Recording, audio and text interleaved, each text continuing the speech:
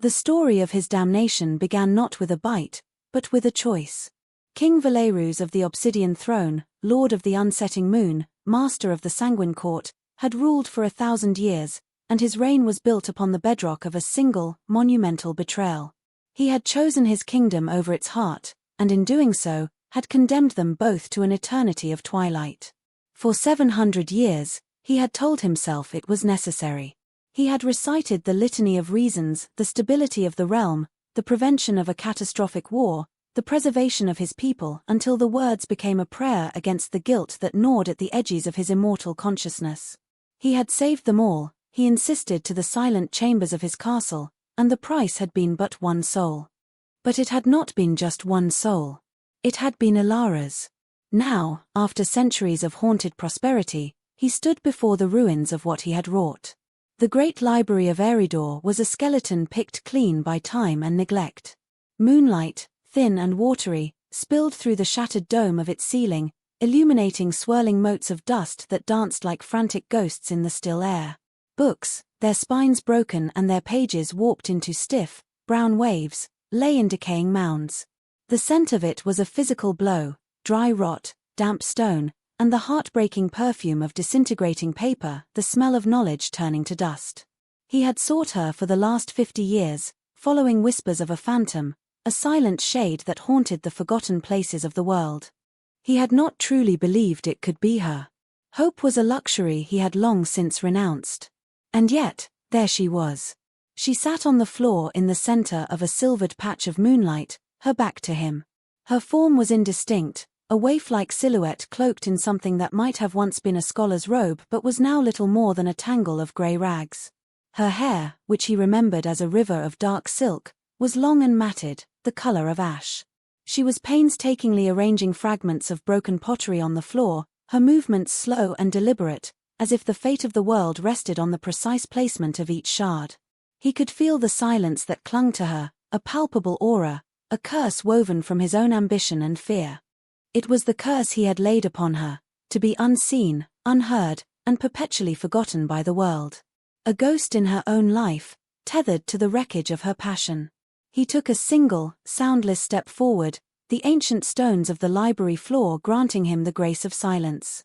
His heart, a dead and useless muscle in his chest, gave a phantom ache.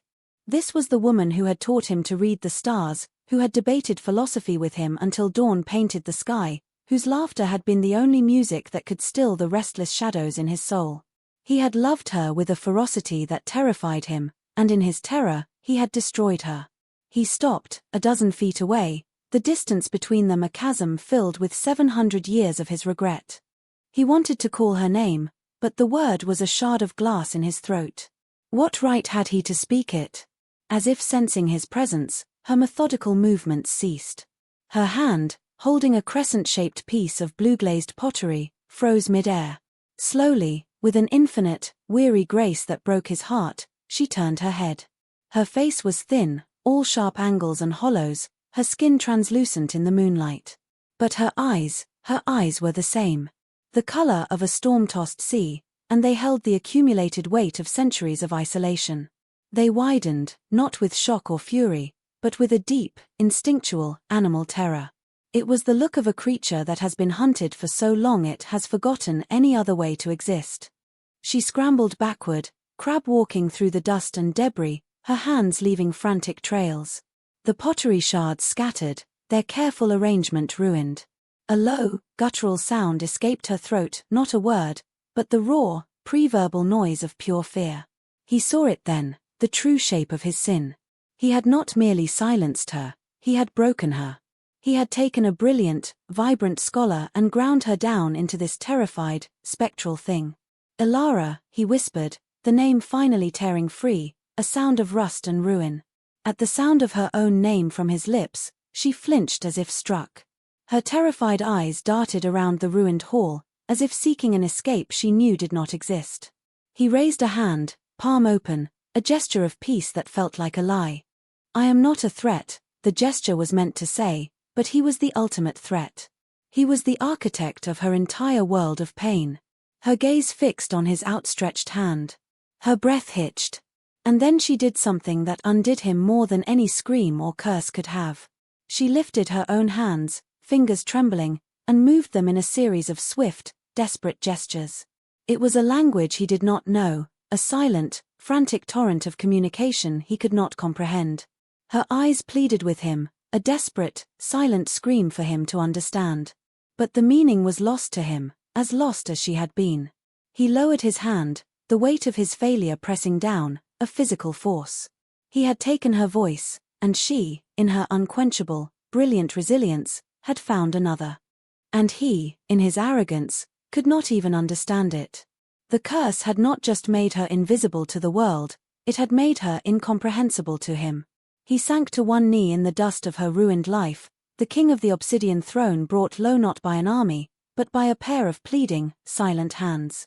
The moonlight caught the sheen of unshed, impossible tears in his ancient eyes. The first step, he knew, was not to speak. It was to listen. And he had centuries of silence to atone for. He would spend another eternity right here, in this dust, if that's what it took to learn her new language. He would learn to read the catechism of her pain, one gesture at a time. This was his new vow, sworn not on his crown, but on the fragments of her broken world. For 6 days, he did not move from the library. He was a statue of obsidian and regret, kneeling in the same spot, watching her. He did not eat, he did not sleep. The needs of the living were a distant memory, and the needs of the dead were simple. He needed only to watch, to learn. He watched her rebuild her shattered world of pottery shards, her focus absolute. He watched her trace the faded gilt on a book's spine with a reverent finger. He watched her sleep, curled in a nest of tattered manuscripts, her body so still he sometimes feared she had faded from existence entirely. She, in turn, watched him. Her terror had subsided into a state of hypervigilant caution. She moved along the far walls of the great rotunda, a wraith keeping to the shadows, her eyes perpetually fixed on him.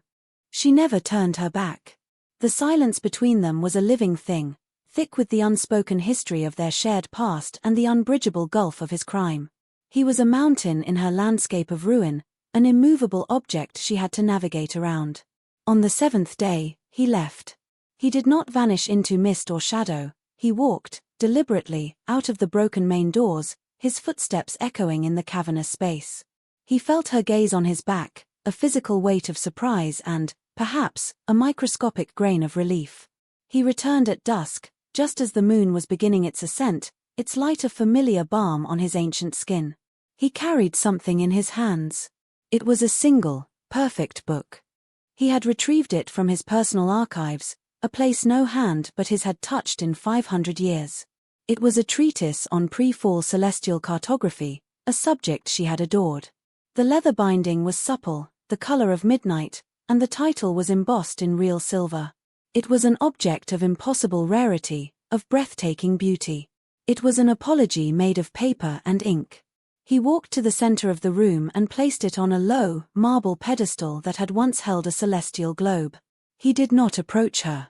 He did not look at her. He simply set it down, a silent offering, and retreated to his position near the far wall, sinking back into his vigil. For a full hour, she did not move. He could feel the conflict rolling off her, a palpable wave of suspicion and longing. The book sat in a pool of moonlight, a jewel in the dust. It was a lure, and she knew it.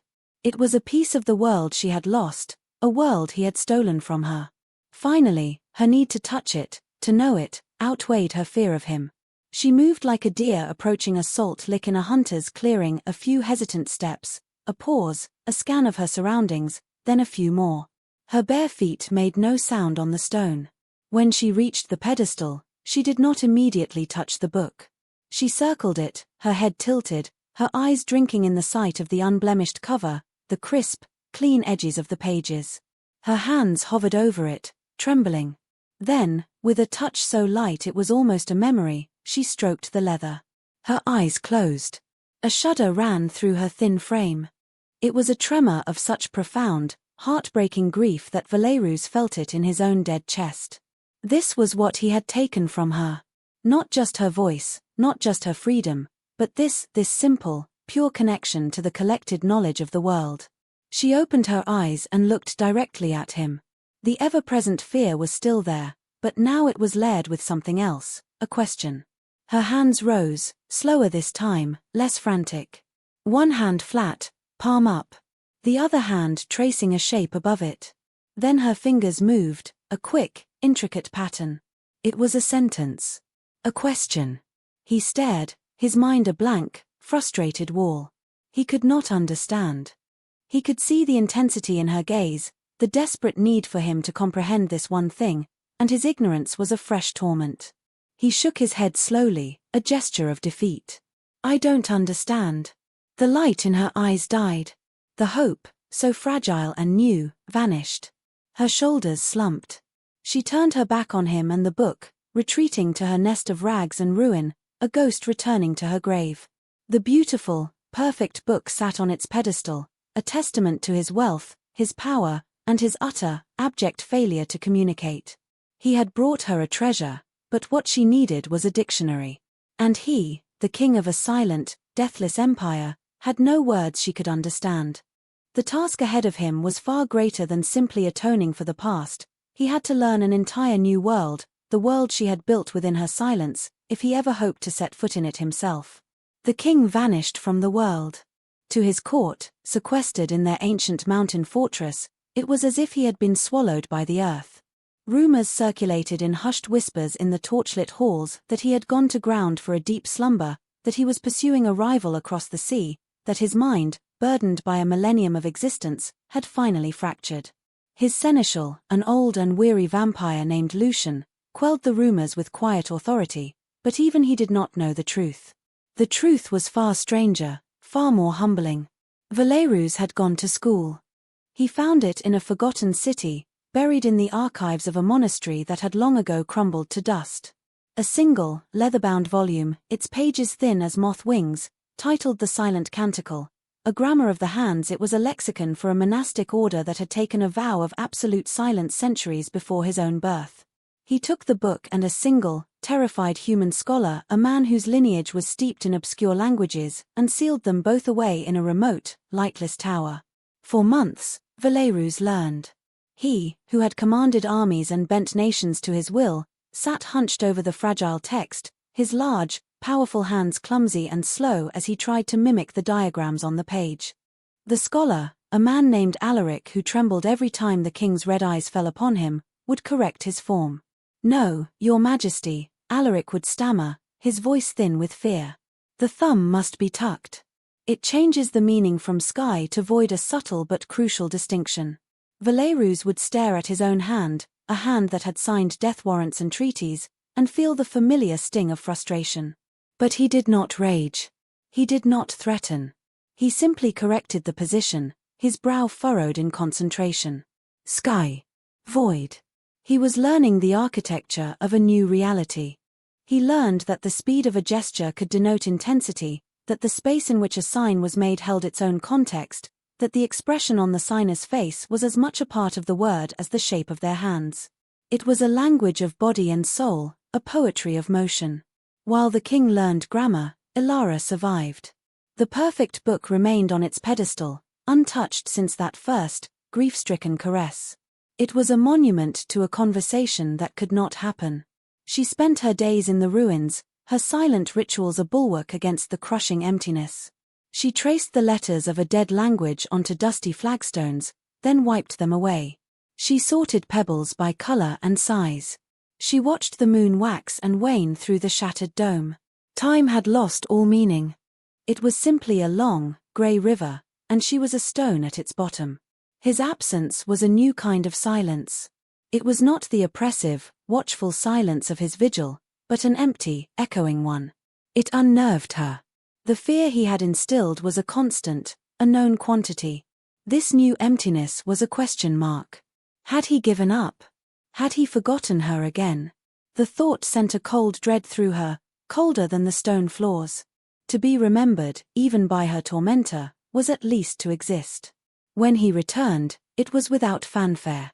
The sun had set, and he was simply there, standing in the entryway, a shadow among shadows. He was different. The regal arrogance was gone, replaced by a deep, weary stillness. He looked thinner, his ancient features honed to a finer edge by some internal struggle. He did not approach. He stood a great distance from her, near the broken arch of the main door. He waited until her eyes were on him, and then he slowly, deliberately, lifted his hands. His movements were hesitant, careful. He signed a single word. Book. He pointed a finger towards the volume on the pedestal.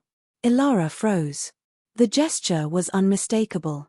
It was not the fluid, native grace she possessed, but a careful, academic replication. But it was correct. The meaning was clear. She stared at him, her heart, a sluggish and forgotten organ, giving a painful lurch. He had learned a word. For her. Her mind reeled. This was a trick. It had to be a trick. A new, more insidious form of torment. To offer the hope of understanding only to snatch it away. She remained still, a statue of mistrust. Valerus saw the suspicion in her eyes. He had expected it. He took a slow breath he did not need and signed again. 3 words this time, his motions slow and precise, like a child sounding out a difficult phrase. I am learning. The words hung in the air between them, shimmering with a power far greater than any spoken incantation. They were an admission of fault, an offering of effort, a promise. He was not commanding, not demanding. He was learning. For her. A crack appeared in the ice that had encased her heart for 700 years. It was a tiny, hairline fracture, but it was there. She found herself taking a step towards him, then another. The ingrained fear screamed at her to flee, to hide, but a stronger, older impulse pushed her forward, the lifelong, unquenchable thirst of the scholar to engage, to communicate, to be understood. She stopped 20 feet from him, a gulf of dusty floor between them. She held his gaze, her stormy eyes searching his for any hint of deceit. She found only a vast, tired sincerity. Cautiously, she raised her own hands. She mirrored his first sign, the one for book. Then she added another, a simple gesture. A question. Why? The single, silent word was a challenge, an accusation, and a plea. It was the question that had echoed in the chambers of her heart for 7 centuries. Why did you do it? Why did you destroy me? Why are you here now? All of it, contained in one graceful, devastating sign. Valerus read the word. He understood. The weight of it settled on him, and for the first time in centuries, he did not look away from the chasm of his own making. He had an answer.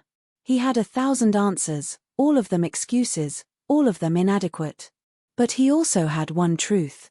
He brought his hands up, his movements still lacking her fluidity but now filled with a raw, desperate honesty. I was wrong. The admission, so simple, so complete, struck her with the force of a physical blow. She staggered back a step, her hand flying to her mouth. Tears, hot and shocking, welled in her eyes. It was not forgiveness. It was not absolution. It was not enough to heal the wound that spanned 700 years. But it was a start. It was a single, solid stone laid in the foundation of a bridge across an impossible distance. For the first time since the world had forgotten her, Ilara felt the faintest, most terrifying flicker of hope. And in the ruins of her library, under the light of a patient moon, a new language began to be spoken. The library became their world. Its crumbling walls defined the boundaries of their slow, painstaking reconciliation. The days fell into a quiet, predictable rhythm, a silent liturgy of penance and observation. Valerus would spend the light hours away, in his lightless tower with the trembling scholar Alaric, drilling the vocabulary of gesture until his hands ached with the unfamiliar work. He would return at dusk, bringing with him small offerings that spoke of a world Ilara had long been denied. He never brought jewels or riches. He brought things that were alive with sensory memory. A perfect, ripe peach, its skin fuzzed like velvet, it sent a sweet promise of summer. He would set it on the pedestal and watch as she, after hours of cautious observation, would finally pick it up, her fingers tracing its delicate curve, her nose inhaling its fragrance. She would not eat it, the curse had stripped her of such needs, but she would hold it for hours, a small, tangible piece of a life she could no longer live. He brought a branch of pine, its needles sharp and fragrant, and a smooth, grey stone warmed by the sun. He brought a flask of rainwater, so she could feel the coolness and see the way the moonlight refracted through the clear liquid. These were not gifts to win her over, they were apologies to her senses, an attempt to give back the small textures of a world he had rendered flat and grey for her. Their conversations grew, word by painful word. He learned the sign for sun, for rain, for star. She, in turn, began to test the limits of his new knowledge. She would point to a crumbling archway and sign, stone. Old. Sad. He would nod, his hands answering, yes. The stone is sad. I will fix it. And he would. The next day, a team of stonemasons, all of them sworn to secrecy and paid a fortune in gold, would arrive. They worked only during the day, while he was gone, their hammers and chisels a distant, percussive song of restoration. They did not see her, the curse held fast, rendering her invisible to all eyes but his. But she saw them. She watched from the shadows as they carefully, respectfully, began to put her world back together. They reinforced the sagging dome, replaced the shattered floor tiles, and sealed the cracks in the walls against the wind and rain. Valerus never pointed out the work he had ordered. He simply allowed it to happen, a quiet, constant backdrop to their fragile interactions. It was another form of apology, one made of mortar and stone. One evening, he returned to find her standing before a section of newly restored shelving. The scent of fresh-cut oak filled the air. She did not look at him when he entered, but her hands moved. The wood remembers the forest. It was the longest, most poetic sentence she had yet offered him. He stood by the door, his heart aching with the beauty and sadness of the thought. He signed back, I remember you. She flinched, the motion sharp and involuntary. She turned to face him, her eyes wide and wounded. Her hands flew, the signs sharp, angry, a flurry of motion he struggled to decipher. You do not. She signed, her face a mask of fury. You remember a girl. A ghost. A story you tell yourself. You did not see me then. You do not see me now. The accusation hit him with the force of a physical blow. He had been so focused on the logistics of atonement, the language, the library, the offerings, that he had failed to grasp the core of his crime. It was not just that he had imprisoned her. It was that he had never truly seen her for who she was, only for what she represented to him, a brilliant, beautiful thing he wished to possess and protect. When protecting his kingdom required her sacrifice, he had made it, because his kingdom was a larger, more important possession. He was guilty. He had never seen the woman, only the idea of her. And now, she was calling him on it, across a gulf of 700 years. He had no defense. No argument. He could only offer the truth of his present. He lowered his head in a gesture of submission, of shame. He raised his hands, his movements slow, heavy with the weight of his realization. Teach me, he signed. Teach me how to see. The fury in her eyes did not vanish, but it was banked, tempered by a flicker of stunned surprise. She had expected him to argue, to defend his past self, to retreat into the arrogance of the king. She had not expected this. This utter capitulation. This raw, pleading vulnerability. She stared at him for a long moment, the silence stretching taut between them. The anger in her posture slowly seeped away, replaced by the familiar, weary weight of her sorrow. She gave a single, sharp nod. It was not forgiveness. It was an agreement. A contract. The tutelage would be her price. His understanding would be the payment. The lessons began the next day. She led him through the ruins, which were now slowly, steadily, being transformed into a place of healing. She would stop and point to an object, and their silent conversations would unfold. She showed him a series of faded markings on a wall. My mother measured my height here, she signed. Every year on my birthday. This was the last one. The mark was level with her shoulder.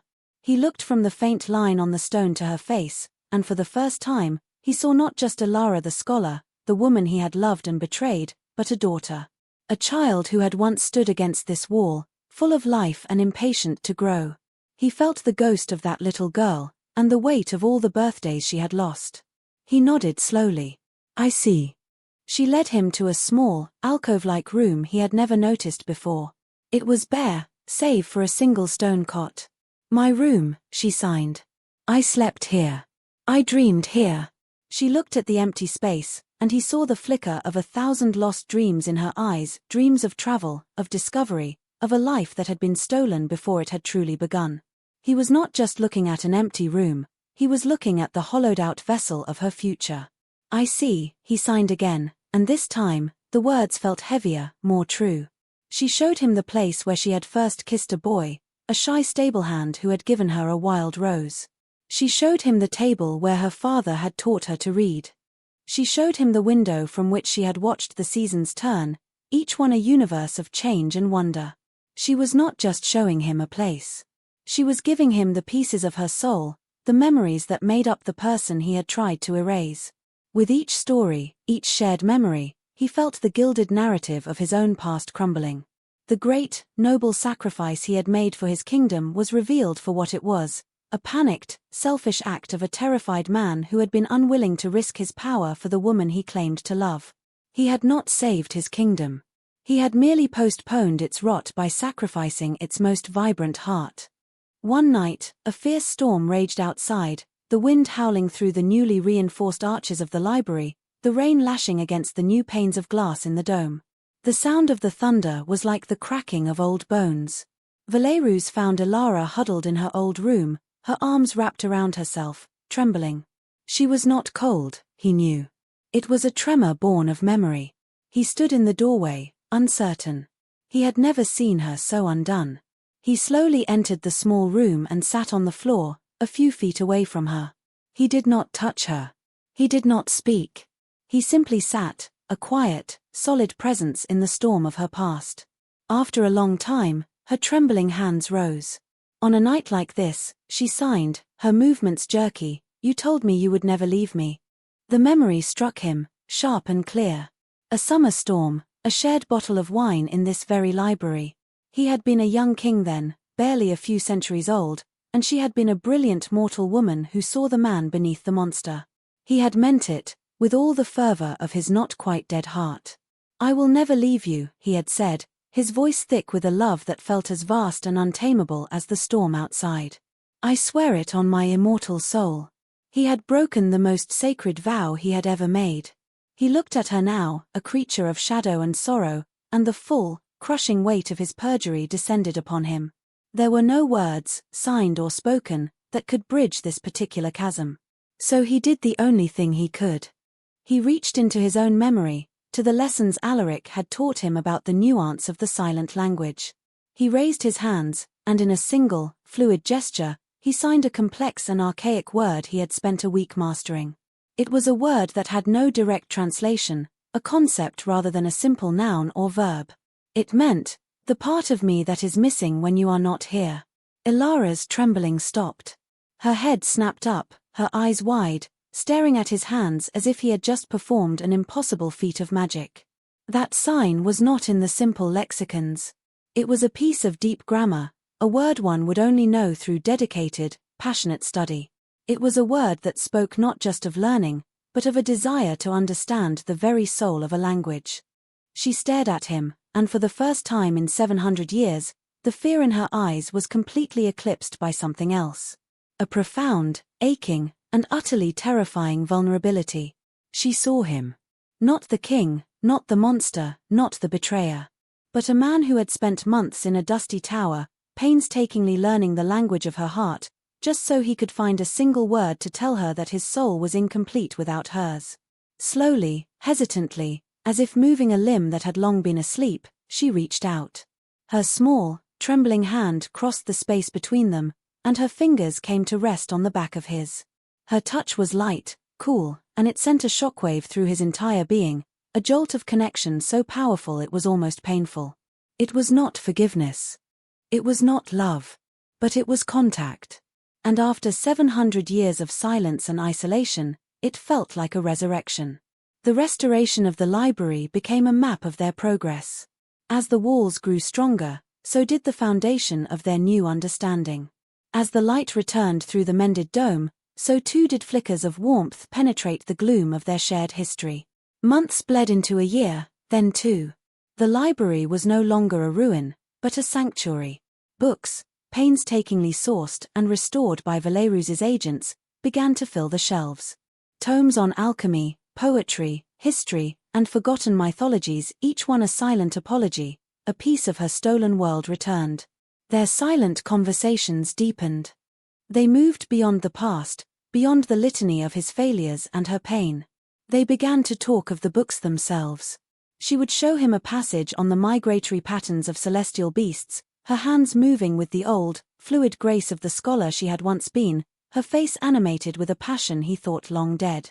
He would listen, rapt, asking questions with his own, more deliberate gestures, his mind, once consumed with politics and power, now finding a new and profound joy in these quiet intellectual pursuits. He learned the shape of her mind again. He saw her fierce intelligence, her insatiable curiosity, her wry, subtle wit. He was not just learning to see the woman she had been, he was coming to know the woman she had become, a person of immense resilience, of quiet strength, whose spirit had refused to be extinguished even in the deepest, darkest isolation. He was falling in love with her all over again, but this time, it was different. It was not the possessive, fearful love of his youth. This was a love born of awe and deep, abiding respect. A love that sought to serve, not to own. But the world outside their sanctuary had not remained still. A king cannot simply disappear for years without consequence. In the sanguine court, nestled in the heart of the mountain, Valerus's absence had created a power vacuum. Whispers had solidified into plots. The most ambitious of his council, a young and ruthless vampire named Marius, had begun to consolidate power. Marius was a pragmatist, a creature of the new age who saw Valerus's ancient griefs and loyalties as sentimental weaknesses. Lucian, the old seneschal, sent warnings. At first, they were subtle messages, carried by loyal bats. Then they grew more urgent. Marius questions your fitness to rule. He speaks of your obsession, he rallies the younger houses. Valerus ignored them. His world had shrunk to the walls of the library and the expressive hands of the woman within it. The sanguine court, the obsidian throne, they were relics of a former life, a life in which he had made the wrong choice. He would not be drawn back into it. Then, one night, the outside world breached their walls. He was showing Alara a newly acquired atlas, its maps drawn on vellum with ink mixed with crushed sapphires, when he felt the shift in the air. A cold, predatory stillness that did not belong in their quiet world. Alara felt it too. She froze, her hand hovering over the map of the sunken isles, her eyes wide with a familiar, rekindled fear. Marius stood in the grand archway, flanked by two of his lieutenants. He was handsome in a cruel, sharp-edged way, his dark hair slicked back, his eyes holding the flat, merciless sheen of polished jet. He surveyed the scene, the restored library, the thousands of priceless books, the ancient king sitting on the floor beside a spectral, silent woman, and a slow, contemptuous smile spread across his lips. "So," Marius said, his voice a silken mockery that echoed in the vast hall. "The rumors are true. Our mighty king has abdicated his throne to become a librarian. And for what? A ghost." Valerus rose to his feet slowly, placing himself between Marius and Alara. He did not feel anger, only a profound, weary sadness. He had hoped to keep this world separate, pure. But the past always demands its due. "You are not welcome here, Marius," Valerus said, his voice quiet, but carrying the ancient authority he so rarely used. Marius laughed, a sharp, unpleasant sound. "This is part of your kingdom, is it not? Or have you forgotten that as well?" The council has grown, concerned, Valerus. "You abandon your duties. You waste resources on this mausoleum. You consort with a shade. They have sent me to bring you back to your senses. Or, if you refuse, to assume the throne myself." It was a direct challenge. A coup, delivered with a smile. 700 years ago, Valerus would have ripped out Marius's throat for such insolence. He would have answered the threat to his power with overwhelming, brutal force. His court, his kingdom, they were his to protect, his to command. But as he stood there, with Alara's terrified presence a tangible thing behind him, he felt the weight of that old choice. He had chosen his kingdom once. He had sacrificed her for it. and it had brought him nothing but 7 centuries of dust and regret. He looked at Marius, at the naked ambition in his eyes, and he saw his younger self. He saw the same fear masquerading as strength, the same willingness to sacrifice anything and anyone for the sake of power. And he knew he could not become that man again. "The throne is yours, if you want it so badly," Valerus said, the words falling into the stunned silence of the room. Marius's smile faltered, his confident posture tightening with surprise. "What?" Marius stammered. "I abdicate," Valerus said simply. "The obsidian throne, the sanguine court, the kingdom and all its burdens. They are yours. My reign is over." He felt a small, sharp tug on the back of his tunic. He glanced back. Elara was staring at him, her eyes wide with disbelief, her hands frozen in a half-formed question. Marius stared, his mind struggling to process this impossible turn of events. Power, freely given. It was a concept he could not grasp. It had to be a trick. "You would give it all up?" "For her," he sneered, gesturing dismissively at Elara. "I am not giving it up for her," Valerus said, his gaze unwavering. "I am giving it up for me. I am choosing, this time, to be the man I should have been 700 years ago." He turned his back on Marius, on the throne, on a millennium of rule.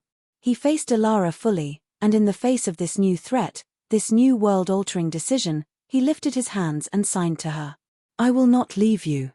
It was the same vow he had made on a stormy night, so long ago. But this time, it was not sworn on his soul or his crown. It was sworn with an act of supreme sacrifice. He was laying down his entire world to keep it. Marius watched, his face a mask of confusion and fury. This was not how it was supposed to go. He had come for a confrontation, for a glorious battle that would cement his legend. He had not come for this quiet, baffling act of renunciation. He looked at the silent woman, at the ancient king who had just thrown away an empire for her, and for the first time, he felt a sliver of fear. He was not afraid of Valerus's power. He was afraid of the power Valerus had just abandoned, a power he did not understand. "Take the throne," Valerus said, his voice soft, not looking back. "But know this. This place, this library, is no longer part of your kingdom. It is a sovereign land, and its borders are my body. You and yours are not welcome here. If you ever return, I will remind you what it means to stand against a king who has nothing left to lose." The threat was quiet, but it carried the weight of 1,000 years of absolute power. Marius, for all his ambition, was not a fool. He looked at the set of Valerus's shoulders, at the profound stillness that surrounded him, and he knew it was a threat he could not afford to test. He had won the throne, but he felt, inexplicably, like he had lost the war. Without another word, Marius and his lieutenants turned and melted back into the shadows, leaving the king and his ghost to their newly formed kingdom of two. The silence they left behind was different. It was not empty. It was filled with the resounding echo of a choice, finally, made right. The abdication sent shockwaves through the immortal world, but those waves never reached the shores of the library. Marius, now King Marius, was too busy consolidating his power and dealing with the political fallout to bother with the reclusive former monarch and his strange sanctuary. He declared the library and its surrounding lands tainted, forbidden, a story to frighten young vampires. In doing so, he inadvertently gave Valerus and Elara the one thing they needed most: peace. Their world settled into a new, quieter rhythm. The last of the restoration was completed. The library was whole again, a masterpiece of stone and wood and glass, filled with the gentle, rustling silence of thousands of books. The curse on Elara remained. Valerus did not know how to undo the ancient, grief-fueled magic he had woven, but its power was lessened within these walls. Here, she was not a ghost. She was seen. She was heard. She was known. One evening, Valerus entered the library carrying a large, flat object wrapped in oiled canvas. He found Elara in the astronomy section, under the great dome where the constellations were etched into the glass, glowing with faint, captured starlight. She was reading, her fingers tracing the lines of a text on lunar eclipses. She looked up as he approached, her eyes calm and questioning. He set the object down and unwrapped it. It was a book, but larger and more ornate than any he had brought before. It was bound not in leather, but in dark, polished wood, inlaid with a delicate filigree of mother-of-pearl. It had no title on its cover. "What is it?" she signed, her curiosity piqued. He opened it for her. The pages were blank. They were not paper or vellum, but thin, smooth sheets of slate. Lying in a recessed compartment in the cover was a single, sharp piece of chalk. "Your book," he signed, his hands moving with a fluency that was now second nature. "You were the keeper of histories. But your greatest history was never written." She stared at the blank pages, her breath catching in her throat.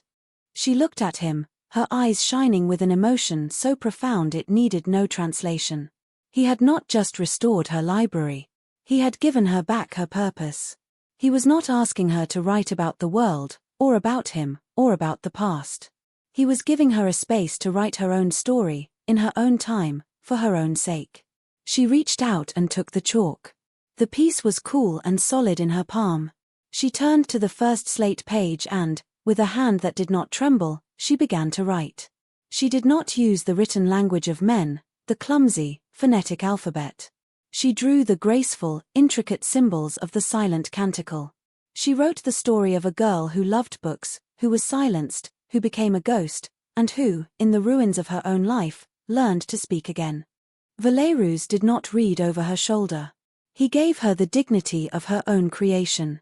He simply sat with her, a quiet guardian, as she filled the slate pages with the silent, elegant poetry of her survival.